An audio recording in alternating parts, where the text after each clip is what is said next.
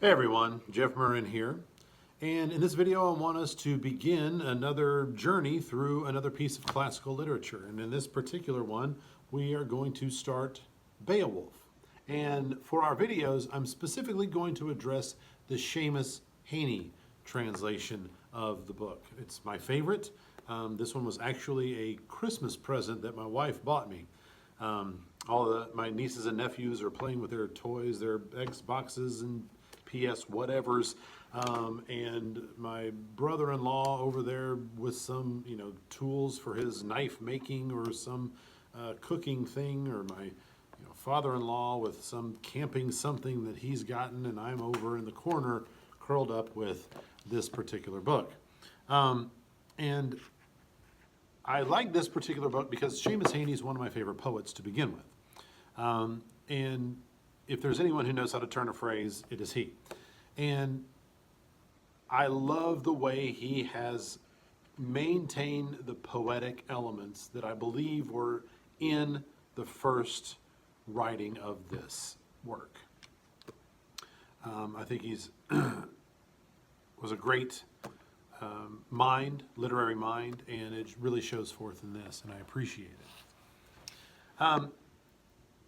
When my students start to read this, I always ask them, I point out to them first that this is written in Old English. And then I ask them if they ever read anything in Old English. And they almost always say yes. And I think, I ask them, what? What have you read? And one of the things that they always default to is, I've read Shakespeare. I was assigned Midsummer Night's Dream in junior high, or Romeo and Juliet in 9th grade, maybe even Julius Caesar in the 10th grade. But the thing is, with that, I have to say, that's not Old English at all. That's early modern English. It doesn't sound like the English that I'm using now, because we're still developing the language, and the language is moving and moving and moving. But when Shakespeare was writing, there were no dictionaries. There was no codified system of this is how the words are supposed to be spelled, or the language is supposed to go down. And so he was able to freely manipulate it and play with it and have a good time. He created a lot of the words that we still use today. Sometimes a word did not exist, and he wanted to express something, and so he's like, well, I'm just going to make up a word for it. That's how we got the word puke. He made up the word puke, and he made up the word puke in the play As You Like It. Because, well, there's not a word for this. I want to use a word, and so here we go. The word puke was born. Now, that's early modern, and then we can back up to Middle English, like Geoffrey Chaucer in the Canterbury Tales, and then back still to this, which is Old English. Now, if you're reading along with this, you'll notice that most everything that you're going to read, or pretty much everything you're going to read, is going to be on the right-hand side of the page, because that's what we speak today. But on the left-hand side of the page is probably something you don't even recognize. That's Old English, right? It looks like this. And my students often look at that and they go, whoa, that's not English. But I'm sorry, yeah, it is. It's the origins of our language that we're speaking now.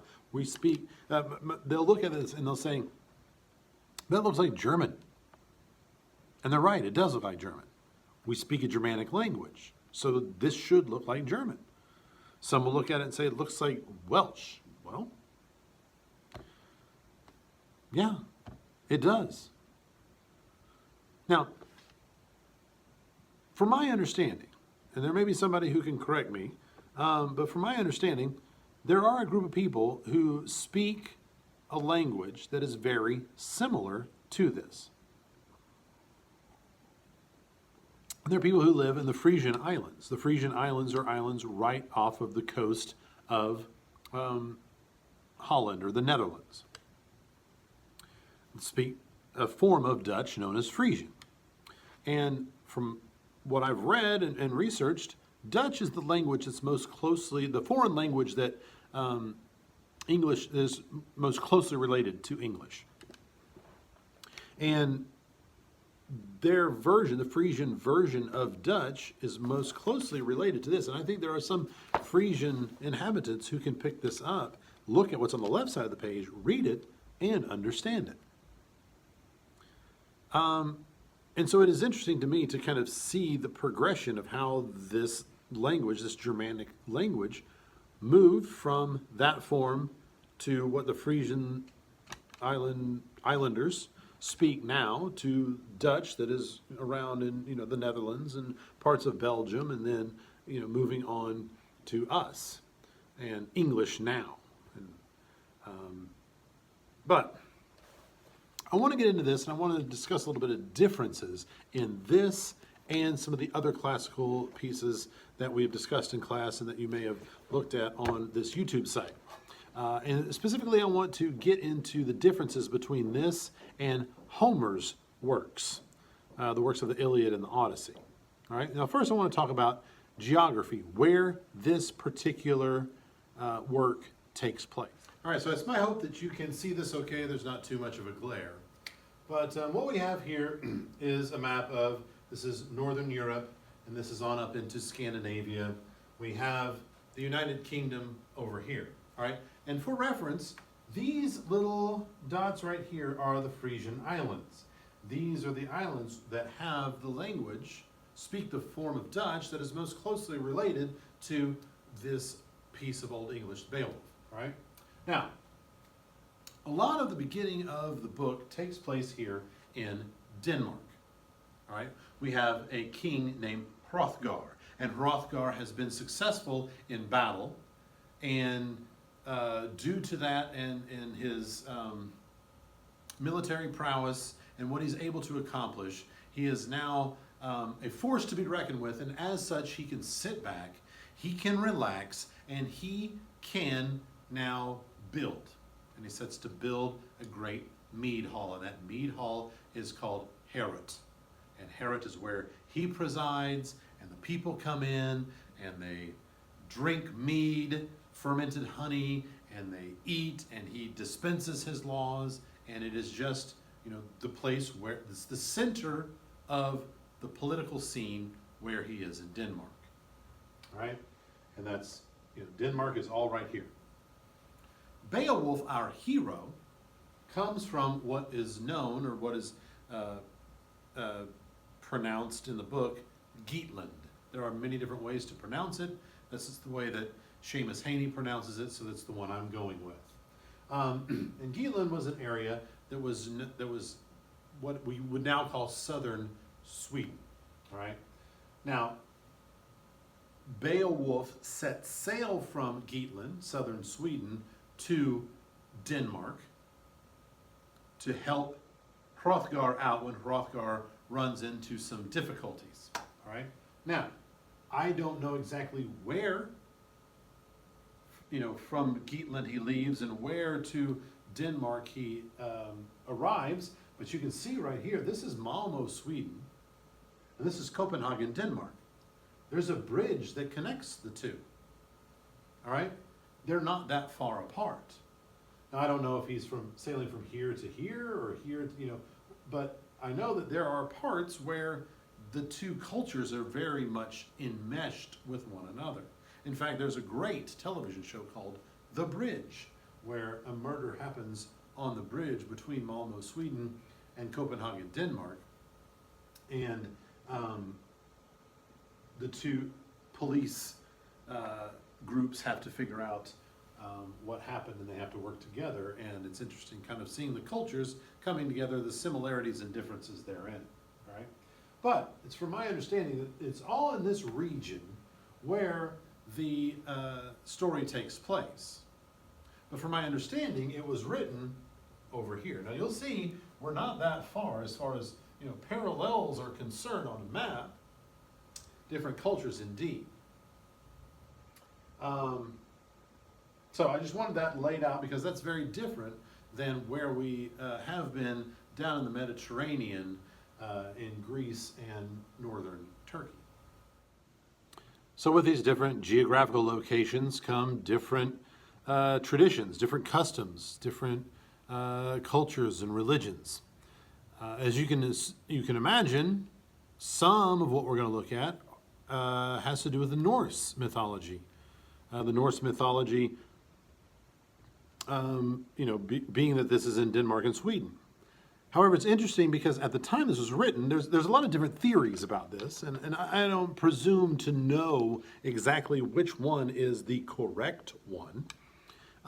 But a lot of people believe that this was written in a transition period as the culture was leaving the old Norse religion and it was being replaced with what then would be a new religion for that area, was Christianity. Because we will see mentions of ogres, but we will also hear mentions of Cain and Abel from the story of the Garden of Eden.